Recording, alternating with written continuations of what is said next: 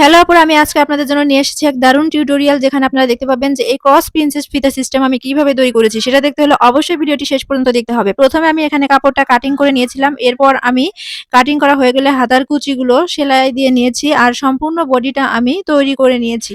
সম্পূর্ণ বডি সেলাই দেওয়া হয়ে গেলে আমি এখানে পিছনে বোতাম ঘরের জন্য কেটে সেলাই দিয়ে নিয়েছি। আর সেলাই দেওয়া হয়ে গেলে এরপর আমি এখানে ফিতা বানিয়ে নিয়েছি আর এই ফিতাগুলো টুকরো টুকরো করে কেটে নিয়েছি আর ঠিক মাঝখান দিয়ে দাগ দিয়ে নিয়েছিলাম। নেওয়ার পরে আমি এই টুকরো টুকরো করা ফিতাগুলোই আমি উপর দিয়ে সেলাই দিয়ে আটকে দিচ্ছি। আমি এখানে সম্পূর্ণ বডি বানানোর পর কিন্তু এটা সেলাই দিয়ে আটকে দিয়েছি আর এইরকম ভাবে আমার কাছে সহজ মনে হয়। কে কিভাবে বানায় আমি জানি না, কিন্তু আমি যেভাবে বানাই সেভাবে আপনাদেরকে দেখানোর চেষ্টা করেছি।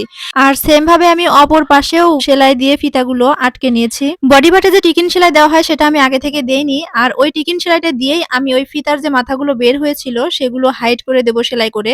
তো এই যে দেখেন, এক পাশে আমার সেলাই দেওয়া হয়ে গেছে, সেম ভাবে আমি অপর আরেকটা পাশে সেলাই করে ফিতার মাথাগুলো হাইড করে দেব।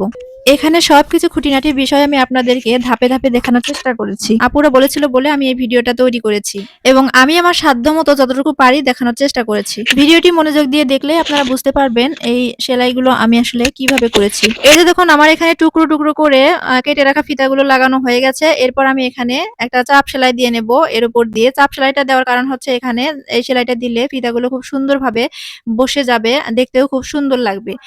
আর এখানে আমি এই যে দেখেন, আপনাদেরকে কাছ থেকে দেখানোর চেষ্টা করছি কতটা সুন্দর ফিনিশিং এসেছে। সেম ভাবে আমি অপর পাশেও সেলাই দিয়ে নিয়েছি। এবারে আমি এই বানিয়ে রাখা ফিতাটা আমি এর ভিতর দিয়ে শুধু তুলে নেব।